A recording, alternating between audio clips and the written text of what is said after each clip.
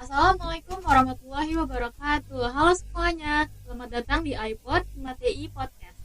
Di sini kita akan berbagi informasi tentang dunia public speaking dengan saya selaku host yaitu Sofelin Darana Putri, dan di sini saya nggak sendiri. Saya di sini dengan narasumber yang spesial ini yaitu Kamona. Hai. Nah, Kamona, selamat datang di iPod. Ya. Gimana nih Kak? Ya. Untuk di sini perjalanan Kamona untuk sampai ke sini tadi gimana? Nih, karena lagi musim hujan ya. Wah, gila. Hujannya mantep banget, dingin. Tapi ya, teman-teman jangan lupa pakai jaket kalau keluar. Ya. Kalau dari kamu gimana? Jalan tadi ke sini nih. Ya, karena kan rumah juga dekat jadi aman-aman. Tapi kan tadi Kakak bilang hujan. Kira-kira Kakak kabarnya gimana? Wah, kalau kabar alhamdulillah sehat, sejahtera, sentosa. Jadi masih bisa lah buat ketemu teman-teman di sini, sama buat nonton iPod ini. Ini episode 1 ya berarti iPod ya? Iya, iPod. Wah. Kali ini Kakak jadi tamu yang Pertama episode 1, mantap Iya. deh. Itu kan jadi kan iPod ini kan berbagi informasi, inspirasi nih, Kak. Nah, sebelumnya kita di Instagram pernah meminta teman-teman yang belum follow, di follow dulu Instagram kita di himatei.uhamkah. Nah, di situ kita meminta teman-teman untuk bertanya nih Kak tentang public speaking sih. Wah, Gitu. Nah, kita masuk ke request pertanyaan pertama aja kali ya, Kak. nih banyak nggak pertanyaan nih? Banyak nggak ya? Aduh deg-degan nih. Oke, lanjut. Lanjut ya. Jadi requestan pertanyaan pertama nih Kak. Mengapa keterampilan public speaking menjadi semakin penting di era digital? Oh, era digital ya. Era digital tuh kan banyak banget ya. Gak cuman dari Zoom gitu. Biasanya kan tahu lah webinar, pasti teman-teman Gen Z sekarang lagi kuliah nih. Tahu lah webinar, hadiah sertifikat gratis gitu kan. Pasti banyak dong yang ikut webinar gitu. Dan itu sebenarnya era public speaking di era digital tuh nggak cuma buat sejenis webinar kayak gitu doang formal. Ada juga non formal. Mungkin teman-teman banyak yang main TikTok sekarang ya, lagi ngetren tuh TikTok sama Instagram. Iya, FYP bener, atau YouTube gitu kan. Nah, sebenarnya tuh buat konten kayak gitu di era digital, di sosmed gitu. Sebenarnya tuh public speaking tuh penting banget. Tujuannya apa? Biar orang-orang tuh tertarik sama apa yang kita omongin gitu. Makanya teknik public speaking tuh penting banget loh gitu buat di era digital sekarang. Tapi kan Kak, banyak ada teman-teman kita yang nggak mau terkenal tuh Kak. Kira apakah harus kita boleh nggak sih kita tuh kita nggak punya public speaking gitu, tapi tetap bisa nggak sih kita melanjutkannya, atau harus ada public speaking dan disertai dengan teknologinya? Tentu dong harus ada. Nah, karena ini udah era teknologi ya gitu. Justru walaupun kita nih nggak ada basic public speaking sama sekali, justru teknologi ini ngebantu banget sebenarnya buat ngelatih kita buat latihan public speaking. Nggak harus kayak kita berdua sekarang nih udah di luar kepala gitu ngomong, enggak. Justru di era teknologi sekarang kita yang emang belum terlalu ngerti gitu, belum terlalu pede lah buat ngomong tanpa teks sama sekali pun, itu bisa kita buat pemula buat belajar di era teknologi sekarang. Jadi gitu. Jadi itu untuk teman-teman nih anak IT kan biasanya introvert nih kan? Iya bener. Kalau mau jujur ya, dulu aku juga introvert soalnya. Oh gitu. Ada apa sih untuk biar jadi public speaking tuh caranya gimana sih? Oke, kalau public speaking tuh yang jelas pertama kita tuh harus belajar buat berani dulu di depan kamera gitu. Gak usah depan kamera lah, depan teman-teman kita dulu deh, sesama teman gitu ngobrol. Tadi balik lagi kan, anak IT kan introvert kebanyakan gitu kan. Nah, justru itu karena introvert pasti nggak mungkin nggak ada teman dekat sama sekali gitu. Ya jadi seenggaknya dari awal dulu, paling bener-bener dasar ya, kita harus berani dulu buat interaksi sama orang. Nggak usah orang yang ramean gitu, ke teman dekat dulu aja gitu ngobrol.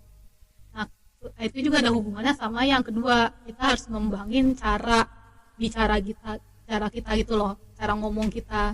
Iya, karena walaupun kita nih di pikiran kita banyak gitu ide yang diomongin, tapi kita bingung ngomongnya gimana. walaupun itu teman dekat sendiri tapi akhirnya kita diem aja kan, nggak ngomong sama sekali. Itu juga kita harus belajar buat berani ngomongnya dulu gitu. Nggak apa-apa kalau masih awal kita ngomong berantakan gitu, kayak aku kemarin apa ya, oh iya kemarin aku punya ide gitu. Itu nggak apa-apa sebenarnya, karena namanya juga belajar ya gitu, pasti ada errornya juga gitu. Kayak kita ngoding aja pasti ada errornya dong, harus nyoba terus gitu, lama-lama kan berhasil. Nah itu sebenarnya wajar banget kalau kita ngomong itu grogi di awal-awal kita belajar public speaking gitu. Terus habis itu juga kita harus belajar selain tadi berani buat ngomong dulu sama orang, terus juga nyoba buat ngomongnya juga. Itu juga yang paling penting itu cara penyampaiannya gitu, karena menurut aku ya bisa juga beda menurut orang lain. Walaupun tata bahasa kita udah bagus tapi kita nyampeinnya itu kurang benar gitu, bisa aja orang lawan bicara kita ini nggak bakal ngerti apa yang kita maksud. Tahu kan biasa kalau orang presentasi tuh kayak sampai kayak ngedeket-deketin audiensnya gitu, kayak nyamperin audiensnya gitu loh. Terus ya pernah nggak sih kayak ngelihat kalau orang presentasi tuh bener-bener bikin kita tuh kayak jadi kepo terus gitu. Nah itu karena yang nyampein materinya itu dia udah ngerti cara penyampaiannya, walaupun materinya biasa aja gitu sebenarnya. Kalau kita lihat lebih lanjut ya, ternyata materinya gini doang ya, tapi kalau emang penyampaiannya bagus pasti itu bakal menarik audiens gitu loh. Dan bakal materi yang diajarkan pun jadinya masuk ke dalam otak kita ya. Iya benar. Jadi yang pertama itu jangan lupa untuk berani ngomong dulu ya, iya.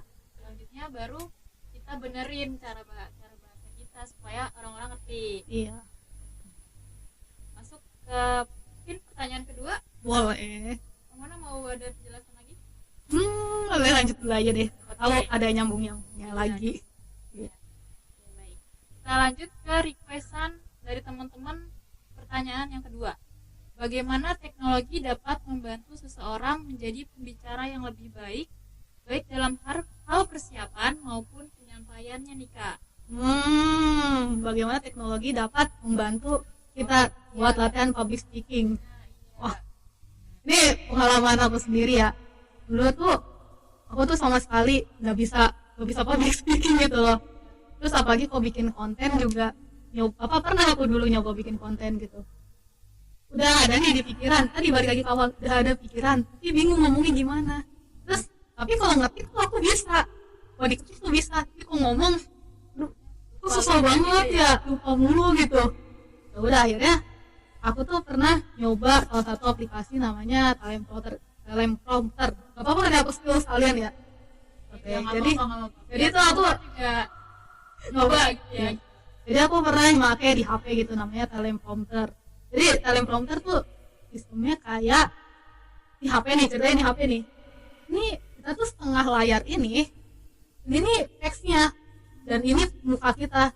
Jadi selama kita ngerekam, kita bisa ngeliat kamera tapi ada teksnya gitu. Nah itu sebenarnya menurut aku salah satu teknologi yang ngebantu banget buat persiapan sama latihan public speaking ini loh. Karena emang ada tipe orang yang emang bisa ngomong, ada orang yang sebenarnya bisa nulis. Nah kayak aku yang dulu, aku tuh bisa nulis tapi aku nggak bisa ngomongnya gitu. Jadi ini kalau aku tuh Teleprompter tuh salah satu teknologi sekarang yang ngebantu banget gitu. Apalagi Gen Z sekarang kan banyak yang mau jadi konten kreator ya. Iya benar. Gitu kan. Apa ya? Banyak teknologi juga gitu ya. Iya.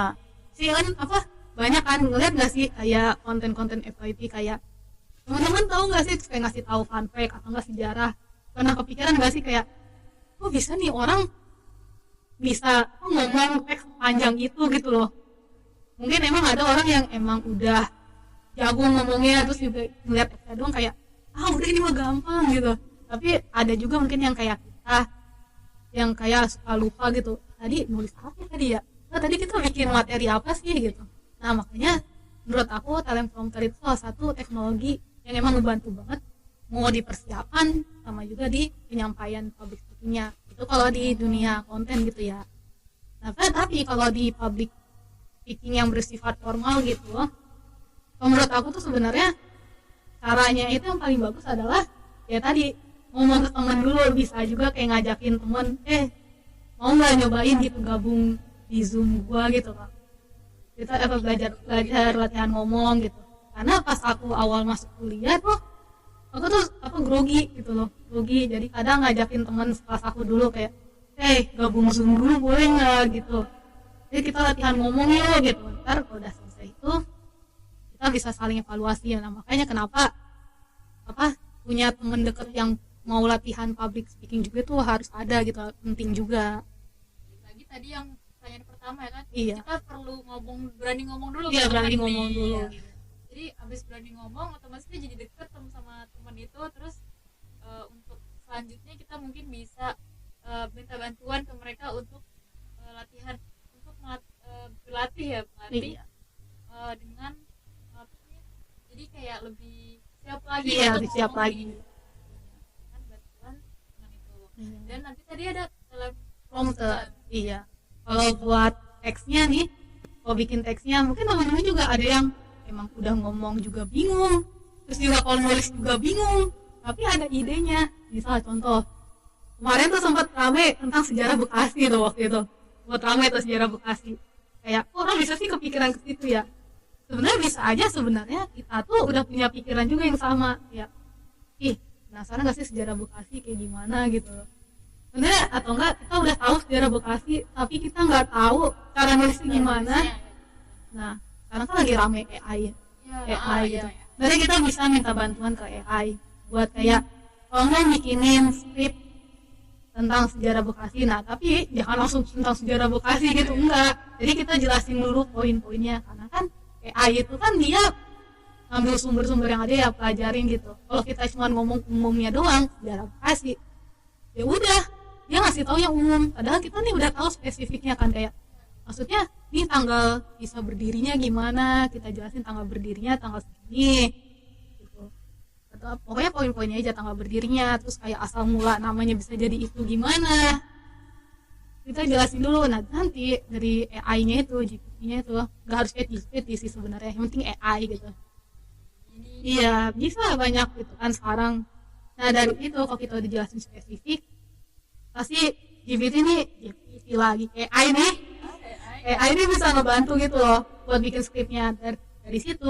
Nah balik lagi ke kita, jangan asal telan mentah-mentah dulu, kita harus olah lagi gitu, sesuai nggak sih sama cara ngomong kita nantinya. Kita baca dulu nih, gini, terus kita bayangin kalau kita ngomong cocok nggak ya sama bahasa kita. Kalau nggak cocok ya ubah dulu gitu loh. Kalau udah selesai nih, teksnya udah cocok nih, baru kita pindahin ke teleprompter itu kalau emang mau bikin konten gitu kan awalnya. Jadi itu bisa jadi konten gitu. Bisa minta bantuan AI juga ya. Iya. Kan yang kita udah nyari informasi udah banyak nih misalkan, terus tiba-tiba tapi kita nggak bisa nih untuk menghubunginnya gitu ya. Iya. Biasanya kan gitu ya kayak biasanya apalagi suka ada yang informasi-informasi yang rancu gitu nggak sih? Iya benar. Jadi bingung. Jadi kita bisa minta untuk AI bantuin kita untuk membuat teks yang rancu ini, yang membingungkan ini jadi lebih terstruktur gitu. Iya betul. Jadi AI itu penting, tapi maksudnya bukan penting sih, perlu. AI itu perlu, tapi kita juga harus timbangin juga gitu loh. Apakah ini cocok sama kita gitu, apakah harus diubah, apakah ini hoax atau benar gitu. Kita harus pintar juga sebagai orang juga gitu buat prospek, karena AI itu kan cuma mesin ya gitu. Jadi pasti kitanya harus pintar juga buat ngolah gitu. Jadi balik lagi ke manusianya itu sendiri ya. Berarti untuk teknologi AI kan katanya juga bisa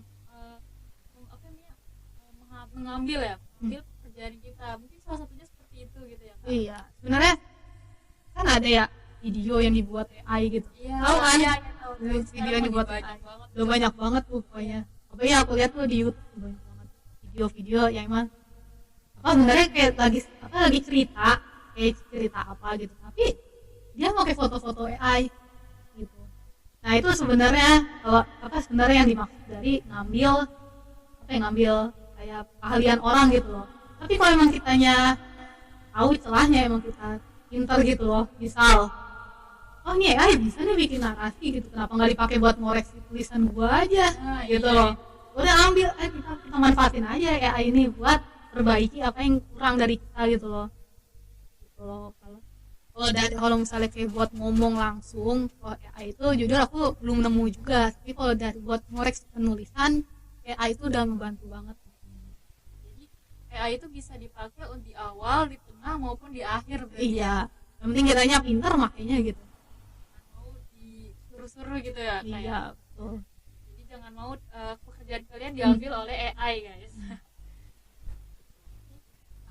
Mungkin cukup ya Kak penjelasannya. Kita masuk ke pertanyaan selanjutnya dari teman-teman nih. Apa saja sih platform digital yang dapat digunakan untuk berlatih dan meningkatkan keterampilan public speaking? Platform digital ya.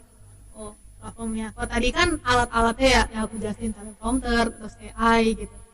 Kalau platform digitalnya, karena tadi aku udah buka di awal, Gen Z ini lagi ramai banget bikin konten TikTok, YouTube, Instagram gitu. Nah sebenarnya itu salah satu platform digital yang bisa buat kita ngelatih public speaking juga gitu. Tau nggak sih kayak biasanya di Instagram kayak close friend kan kayak orang cerita, ih ini pusing banget gitu kan, cerita kayak gitu. Masa tadi gue ketemu orang-orang kayak gini gitu. Sebenarnya itu secara nggak langsung itu tuh public speaking tapi bersifat non formal. Gitu. Public speaking ada formal dan non formal gitu ya? Ada. Jadi kalau formal nih biasa dipakai buat kayak webinar. Kalau digital sekarang ya kita kan lagi bahas digital nih. Ya. Nah kalau formal tuh sekarang biasa di webinar atau konferensi pers gitu loh. Biasanya dia pertemuan penting gitu loh. Nah kalau non formal itu dia ya kita biasa kalau acara offline gitu kan speaking misalnya ya, sebutannya ya speaking ya. Nah tapi kalau digital gini kita tuh kayak ngomong langsung gitu loh, apa kayak cerita langsung, atau biasanya sebutannya orang-orang tuh manggilnya storytelling gitu loh. Iya, jadi sebenarnya orang-orang kayak cerita-cerita di TikTok kayak gue tuh mau cerita gini, gue tuh tadi ketemu ini tahu gitu, kayak cerita itu tuh sebenarnya secara nggak langsung itu juga udah ngelatih public speaking. Secara nggak langsung dia juga udah belajar pertama ngeberaniin diri buat ngomong, walaupun itu orang-orang virtual. Justru orang virtual itu lebih luas lagi kan. Kalau kita acara offline gini kan paling cuman kita nonton, panitia di belakang udah gitu. Sementara kalau online itu semua orang bisa nonton gitu loh. Dan bisa terus diulang-ulang nggak sih? Iya, benar, bisa nonton ulang lagi. Justru kenapa menurut aku tuh kalau digital ini apa sih kayak audiensnya tuh lebih luas. Harusnya kalau dipikir-pikir harusnya kita lebih nervous kalau online gak sih gitu loh. Tapi menurut aku justru ini apa yang bagus gitu loh buat latihan public speaking. Karena kan kita nggak ketemu orang langsung kan gitu. Terus juga kita juga bisa ngedit dulu gitu, bisa ngedit dulu kan. Jadi itu sosial media tuh menurut aku ya, platform sosial media tuh benar-benar membantu buat latihan public speaking. Bisa terus juga sebenarnya sosial media nggak melulu non formal sih, itu kan salah satunya aja non formal karena lagi trending aja di umuran kita, kalangan Gen Z gitu loh, storytelling non formal gitu. Kayak Day in My Life gitu, itu kan sebenarnya masuk non formal juga. Day in My Life, hari ini aku beresin kamar sini, terus hari ini jalan-jalan ke sini gitu. Itu sebenarnya salah satu, karena kan sekarang nggak langsung kita pasti ngejelasin apa kayak tentang keadaan di sekitar kita gitu loh pas lagi cerita-cerita itu kan. Nah terus abis itu selain non formal, formal juga bisa di media sosial itu pun tergantung topik apa yang kita bicarain gitu. Kayak tau nggak sih yang konten kreator Cina yang sering bikin tentang CV kerjaan gitu. Iya. Nah itu iya HR sebenarnya ranahnya tuh profesional kan, tapi dia bisa ngebawain di non formal. Jadi kayak kita yang sebenarnya nggak punya wawasan dunia profesional pun jadi ngerti gitu. Nah itu makanya kenapa cara penyampaian itu penting juga gitu loh buat ngomong tuh, karena dari bahasa yang susah yang harusnya nih orang-orang profesional doang yang ngerti gitu Vina ngomong ini. Kita orang biasa pun jadi ikutan ngerti. Oh, nanti harusnya kayak gini ya, kayak gini. Itu loh bagusnya. Itu makanya penyampaian penting juga. Jadi tapi berarti dari yang aku tangkap berarti public speaking itu yang penting berani ngomong ya. Nih yang penting berani ngomong dulu. Kalau orang-orang, kalau apa ya, pernah aku dengar tuh yang awalnya yang penting ngomong, jadi ngomong itu penting. Iya, aku pernah dengar gitu. Oleh yang penting ngomong, kalau salah ngomong pun sebenarnya wajar gitu loh. Bahasanya asbun ya, atau bunyi gitu. Itu sebenarnya wajar. Yang penting apa? Kita tahu gitu kita ngomongnya sama siapa gitu loh. Itu wajar sebenarnya kita salah ngomong gitu. Yang penting gimana caranya kita bisa nutupinnya kalau salah ngomong. Pasti ada dong kayak tiba-tiba salah ngomong terus jadi diam grogi gitu kan. Jadi kayak jadi kayaknya gue salah ngomong. Ya dia salah ngomong deh gitu.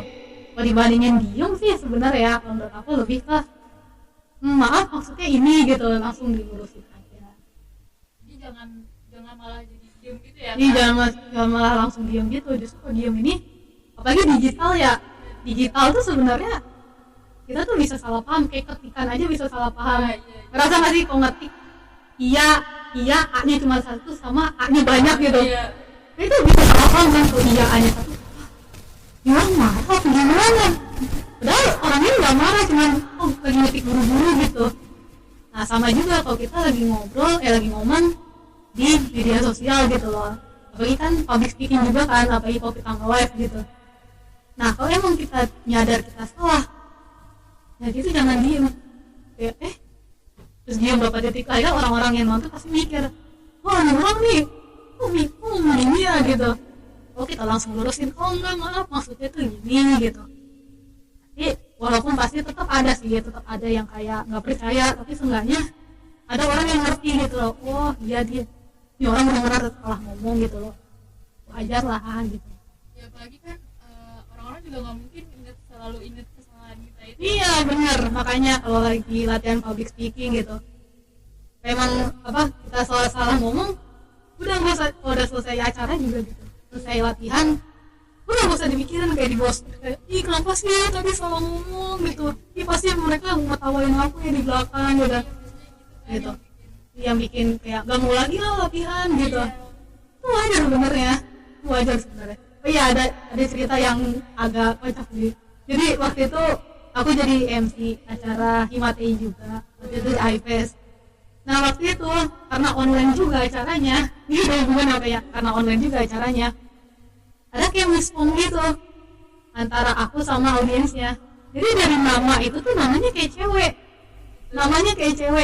aku pun udah lupa itu namanya siapa, tapi aku ingat banget itu namanya kayak nama perempuan gitu.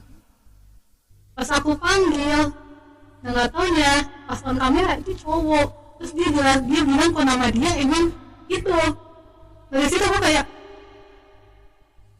aneh gitu kan, karena teman partner MC aku juga kayak kaget juga loh gitu. Iya, ternyata laki-laki gitu, namanya perempuan kan. Ya udah jadinya akhirnya itu aku sempet kayak kepikiran banget gitu loh, kayak gimana ya itu.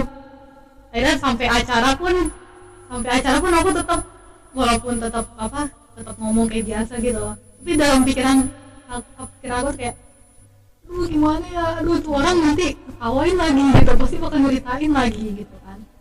Tapi pas selesai acara gitu aku mikir lagi, dia ngomongin aku pun wajar gitu, karena dia juga pasti kaget, tapi besoknya pasti lupa kok gitu. Jadi sebenarnya error itu tuh wajar sebenarnya, salah itu tuh wajar tuh. Jadi kalau emang kita ngelakuin kesalahan jangan langsung down, nggak mau lagi gitu, nggak mau lagi gitu, jangan. Salah satu tantangan juga berarti ya, ya dalam public speaking. Iya, harus berani gitu ya, berani. Jadi jangan dipikirin kalau salah ya teman-teman.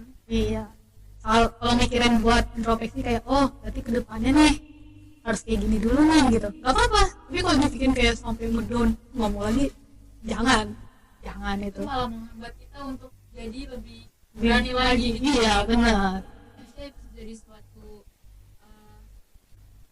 langkah gitu ya, langkah awal kita untuk makin berani gitu ya. Ya kak, tadi tuh kakak ngomongin tentang storytelling. Iya. Apa sih kak? Oke. Storytelling ya.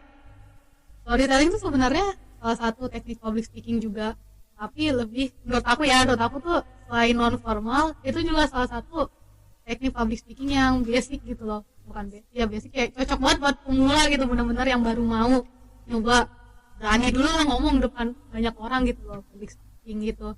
Nah storytelling itu contohnya tadi aku bilang kayak cerita di postfriend lah IG gitu, atau enggak kayak influencer pada cerita gitu, terus orang-orang review gitu, review tapi sambil ngomong kayak sambil make upan, nih tuh hari ini pakai cushion merek A gitu, nih kita lihat ini isinya banyak banget gitu, kayak itu sebenarnya tuh bagian dari public speaking, karena dia pengemasan penyampaiannya itu jadi non formal gitu loh. Jadi kan kalau biasa review gitu walaupun review nggak semuanya nggak semuanya nyampein secara non formal, ada juga yang formal gitu. Itu nggak sih kayak Gadgetin David, nah itu dibilang formal juga enggak, dibilang non formal juga dia baku gitu loh ngomongnya. Iya, jadi David Gadgetin tuh sebenarnya salah satu public speaking gitu, salah satu referensi lah buat latihan public speaking, apalagi itu bidang teknologi kan, dia review gadget gitu. Jadi itu audiens tapi bagus ya David Gadget ini nih menurut aku, dia bisa tahu penempatan kapan review secara formal, kapan review secara non formal gitu. Jadi kita juga bisa belajar dua-duanya. Tapi kalau buat benar-benar yang baru banget gitu, jadi bisa pakai teknik storytelling yang biasa ada di lewat di FYP Talk atau Instagram atau YouTube gitu. Karena emang mereka sifatnya non formal, kayak bahasa yang nyambung sama kita gitu. Cerita biasa gitu ya. Iya, cerita kayak biasa. Terus biasa sebenarnya storytelling tuh maksudnya istilah storytelling tuh artinya tuh buat ya biasa orang-orang cerita dongeng gitu, tau gak sih? Ya pada suatu hari ada gitu. Iya. Nah biasanya itu sebut storytelling karena dia bercerita, itu sebenarnya istilah arti storytelling sebenarnya. Tapi buat di era digital sekarang di bidang public speaking, storytelling tuh bisa pakai juga buat semua hal gitu. Yang penting bahasanya itu sesuai sama target kita, ngomongnya ke siapa. Berarti kalau misalkan storytelling ini ada target audiensnya berarti ya Kak? Betul. Jadi kalau sama juga kayak misal kita ngadain seminar gitu, kita ngadain seminar tentang teknologi, pasti yang datang ini orang-orang yang emang udah enggaknya paham tentang teknologi, atau enggak orang-orang yang emang tertarik sama tentang teknologi. Jadi kita harus tahu dong, kita harus punya ilmu wawasan lah dikit tentang teknologi gitu. Makanya kita kadang kalau sebelum jadi host gitu atau MC kan kita pasti bikin teks dulu kan, apa sih mau kita omongin, persiapannya ya itu. Makanya kenapa tadi di awal kata-kata kayak tata bahasanya tuh harus ada juga, kita harus belajar juga, karena kita biar tahu. Takutnya ini kita lagi bahas teknologi tapi penyampaian kita salah, cara penyampaian kita salah, jadi kayak merekanya nggak nyambung, kitanya juga bingung gitu loh gitu. Terus juga ya atau enggak kita ngadain konten tentang anak-anak gitu, atau enggak seminar atau pertemuan tentang anak-anak lah, tapi penyampaian kita salah, materi kita udah bener, intonasi juga udah bener, intonasi sama penyampaian sama sih sebenarnya, maksudnya gitu. Apa maksudnya materi udah bener tapi nggak taunya penyampaian kita salah, jadi kayak harus kayak ini acara anak-anak tapi kita malah serius gitu, jadi anak-anak nggak nyaman kan. Nah itu kenapa kita harus bisa ngelihat target audiens. Jadi yang untuk anak-anak lebih ke asik ya. Iya. Dan itu untuk kita tahu karakteristik audiensnya itu, nggak cuman online, offline juga sama. Pahami dulu dengan siapa kita berbicara. Betul. Kita menceritakan apa yang ingin kita ceritakan. Iya.